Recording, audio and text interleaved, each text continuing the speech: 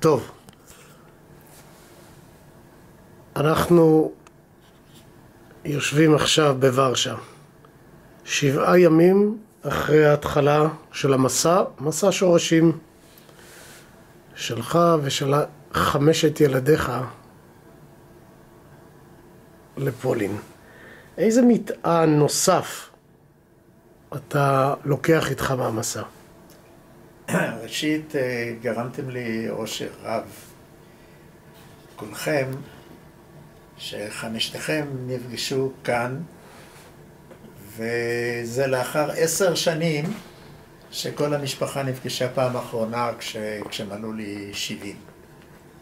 ועכשיו, וכל אחד בא לבקר בצורה, גם אמנון וגם אודי ונוקי שחיים בחוץ לארץ, כל אחד בא לבקר בזמנו, אבל ביחד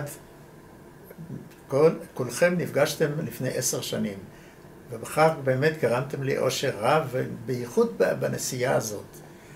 והאינטראקציה והיחסים ביניכם היו מעבר לכל ציפייה.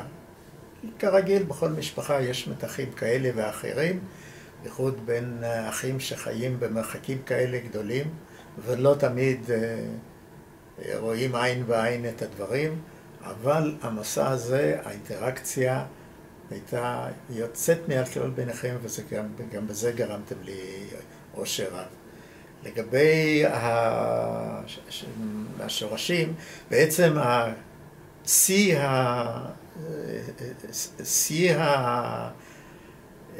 חיפוש השורשים הזה, לא לגמרי חיפוש, אבל בעצם גם חיפוש, משום שאומנם יש לי הרבה תעודות והרבה ידע על המקום איפה שנולדתי, אבל עדיין הצלחתי למצוא 4 תעודות חשובות ביותר, את תעודת לידה של זאב, ותעודת לידה של אבא, ותעודת לידה של אח של אבא, של אייזיק. גם לא מצאנו את הכל, אבל מה שמצאתי הוסיף נדבך חשוב לעץ המשפחה מבחינת התיעוד. ועצם החיפוש הזה בארכיון העירוני, והריצה לעיר המחוז שלצה לחפש את יתר המסמכים, זה היה אולי היום הכי מספק בטיול הזה, במסע הזה. לא בהכרח הביקור בסוקולוב עצמה, שעברתי בה פעם, לפני 10 שנים, אבל לא כך התייחסתי. במשך 10 השנים האלה חזרתי על זה הרבה מאוד, חזרתי על זה דרך התעודות שצברתי, חזרתי דרך האינטרנט, וחזרתי את זה דרך אנשים שהכרתי שהיו, וכל אחד יצא עם מטען שלו. המטען שלי, הפרטי, של הביקור בסוקולוב, הוא היה די, הייתי אומר, די מדכא. זאת עיר שכולה בעצם היום עומדת תרתי משמע על עצמות אבותיי שחיו בעיר הזאת מאות בשנים. זאת דרך אגב גם הרגשה של כמה אנשים שהכרתי גם מארצות הברית, שאפילו וקרוב רחוק שלי שהסתתר בעיר הזאת, הסתירו אותו בזמן המלחמה יחד עם אחותו. גם הוא, הרגשתו תמיד שהוא חוזר לשם, היא מאוד כבדה, וגם לי זה היה מאוד כבד, ואתם ודאי זוכרים את המלון שעומד בעצם על בית הקברות, והעורבים הנצחיים האלה שלא נתנו לנו מנוח יום ולילה, כאילו הם בכו על מה שקרה בעיר הזאת. ובעצם מה שקרה בעיר הזאת מתמצאת בזעיר אנפין השואה שעברה על כולנו. על כל המשפחה שלנו, אם נרצה או לא נרצה, השורשים שלה נוגעים לנו עד היום. ואני יודע בבירור שחלק מהאישיות שלי, חלק מהחסרונות שלי, וחלק מהדברים שאני לא מרוצה מעצמי, שם זה התחיל. שם זה התחיל, ובגלגולים אחרי שיצאתי משם ב-1940. לכן אני כבר לא כל כך צעיר, וודאי אני אעשה מסע כזה. לכן ההרגשה שלי הייתה של סיפוק רב שהצלחנו לעשות את זה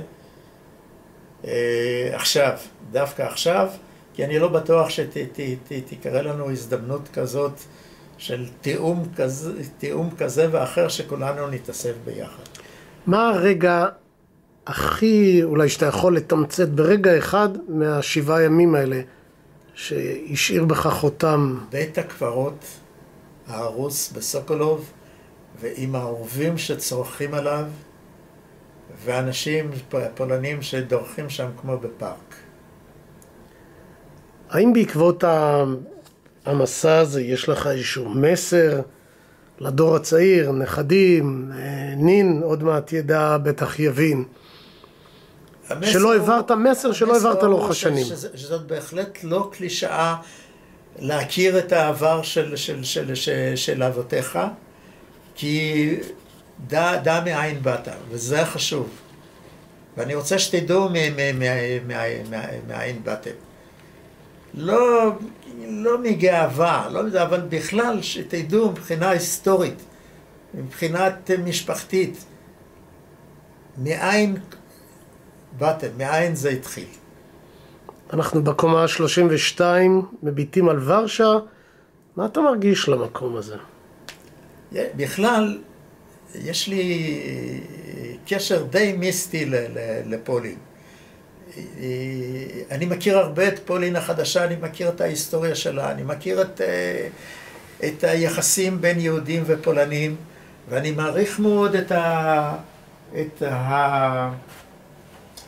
הפולנים הצעירים שנפגשנו איתם, כמו אווה וקשיה, שמכירות את העבר היהודי ומנסות לשמר אותו, וזה נותן לי סיפוק רב. אני לא בטוח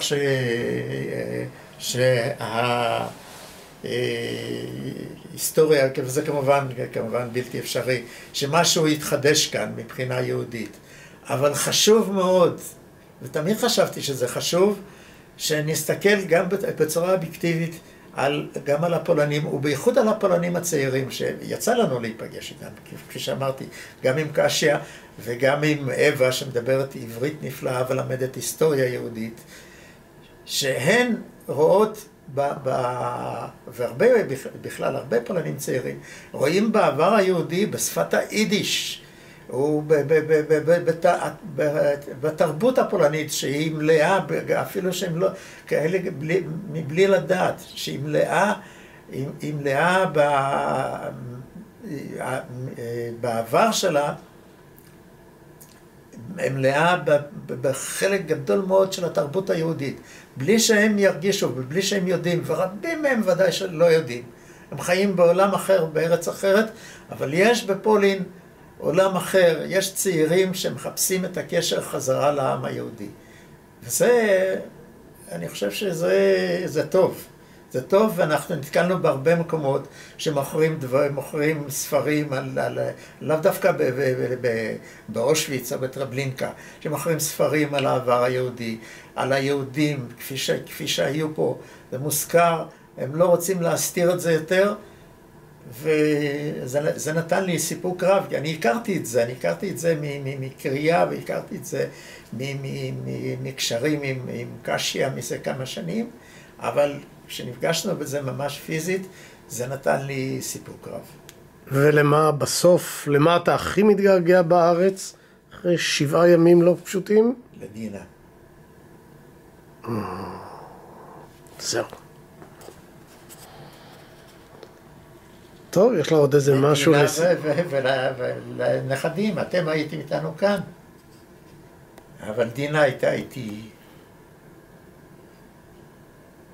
גם כשהיא לא הייתה.